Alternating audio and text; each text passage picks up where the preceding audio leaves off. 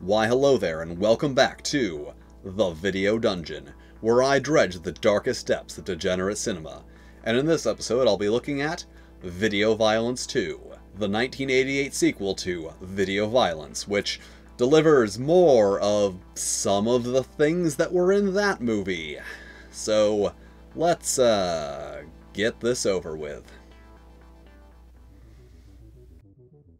Video Violence 2 opens with a spooky castle, where a woman descends a spooky ladder and finds a spooky vampire, and seeks to put an end to his spooky terror. But oh, this was all just a movie. Just like in the first Video Violence. And just like in that one, the actress meets an unfortunate end, but that doesn't really have anything to do with this movie. So, on to the somewhat unimpressive title card, where a news reporter in a little box fills us in on the actual premise of this movie, which is that there's a pirate broadcast of the Howard and Eli show that has been taking over the airwaves, showing what are apparently homemade snuff videos. And that this program has apparently become wildly popular. But then the news report seems to be getting broken into by The Howard and Eli Show! With Howard and Eli. You remember, the killers from the first movie. The show starts with Eli telling some jokes, or at least I assume they're supposed to be jokes. What's black and white and red all over and can't get through a revolving door? A nun with a spear through her head. Jokes. And then we move on to a commercial for a monster. A flesh-eating monster. I guess that's a thing that they have in this movie. At this point, I would just like to remind you that the premise of this movie is that you are watching a pirate broadcast showing real homemade snuff films, because they seem to have forgotten that already. Then back to Howard and Eli, who bring out their special guest, Debbie Landau, an actress who thinks she's there to audition for a movie, when in reality she's actually there to provide gratuitous nudity. My favorite kind of nudity. Oh, and I guess to get tortured and murdered on the show, since that's like kinda their thing and all. But first, on to something else. Specifically, the now retired police chief. You remember, from the first movie, who's showing off his homemade electric chair in a segment that just kinda goes nowhere for a few minutes before ending in, if nothing else, an amusing death scene. Then back to Howard and Eli, who are of course still torturing Debbie, but at least they gave her a shirt so I don't have to keep censoring her nipples. Honestly, I don't see why I have to censor them in the first place, but I don't make the rules, I just follow them. But now, college girls, who are sitting around and watching the Howard and Eli show when one of them brings up a valid criticism. Those guys are chauvinists. And what really bothers me is that it's always some guy hunting down and splattering some totally helpless, half-undressed female. And so of course they decide that they should make their own video of them killing a helpless, half-undressed male. So they order some pizzas, and when the pizza boy arrives, go through like 5 minutes of this whole situation before finally getting around to killing him in this POV shot. Because snuff films are so well known for their POV shots from the victim's perspective, and incidentally, at 13 minutes long, this is the longest segment in the entire movie. But then back to Howard and Eli, who cut Debbie's thumbs off for a bad gag before taking us to what is the worst segment of the film. A parody commercial for More of the best in homegrown splatter. Which might have been mildly amusing for like 30 seconds, but it goes on for 3 minutes. 3 minutes of a woman in the shower being ambushed by various horror characters while a man reads off wacky snuff film titles.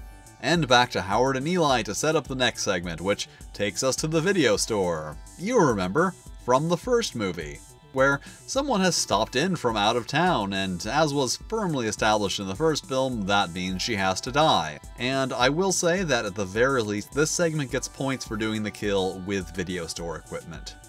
And another Howard and Eli segment. This time they take out Debbie's eye. Whatever, next segment. At the deli. You remember, from the first movie, where Deli Dick and his new in-town assistant demonstrate some new household products. But first, a glass of lemonade. You know, like in the first movie. First up, the Slice and Dicer, which does this. So do you maybe want to like reset and do another take of that, or no, that was good? Okay, well, I guess you know better than me. And next, the Dracomatic, which I guess is kind of like a People Juice tap. Well, at least this prop actually works. And just in case you weren't clear on the maturity level of this movie, P.O. Box 69. And back to Howard and Eli for the end of the show. But unfortunately, not the movie. As everyone winds down, it turns out that Debbie's just fine. That was all fake, just special effects. But apparently she's complaining too much, so Eli just snaps her neck. Okay, so on the broadcast where they're showing real snuff films, they used elaborate special effects to simulate torturing this woman, and then just kinda killed her anyway afterwards. So just all of the questions surrounding that whole situation. But then suddenly a mysterious videotape arrives for Howard and Eli, and on that tape, none other than the Emerys, who inform the killers that they are not only not dead, but coming for them. Which of course they do to take their bloody vengeance. But that was just a prank, bro, and the murderous yokels live happily ever after with their wildly popular TV show. So, the end, I guess. And there we have it, Video Violence 2, a sequel that definitely does not live up to the fairly low bar set by its predecessor.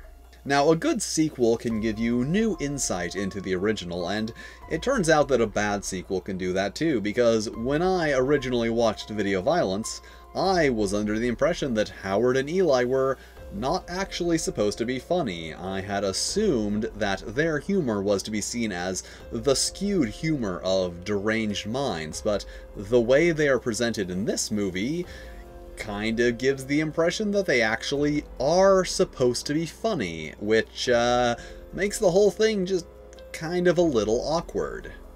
But I feel like the biggest problem here is that Video Violence 2 seems to have been made with the assumption that people really liked Video Violence, and I don't just mean in the sense that any sequel is made with the assumption that people like the original.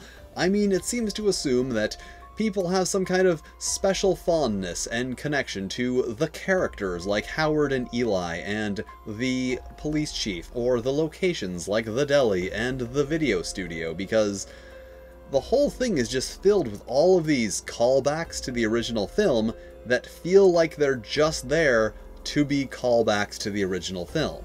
Also, most of the segments like barely try to fit the premise of the movie, and one doesn't even seem to fit the premise of the Video Violence cinematic universe, unless we're meant to assume that these murderous yokels somehow created this monster.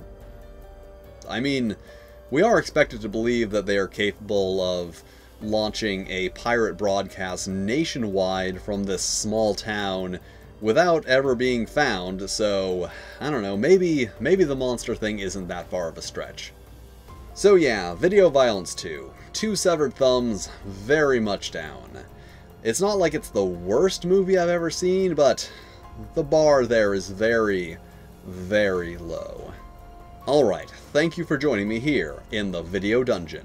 If you've enjoyed this video, make sure to hit all the lovely buttons, and feel free to suggest movies for me to check out in the comments. Well, until next time.